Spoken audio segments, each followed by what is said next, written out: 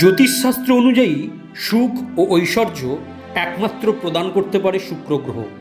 তাই শুক্রকে শক্তিশালী করার জন্য প্রতি সোমবার দুধের মধ্যে কেশর মিশিয়ে সেই দুধ দিয়ে ওম নমঃ শিবায় এই মন্ত্র জপ করতে করতে ভগবান শিবের অভিষেক করুন।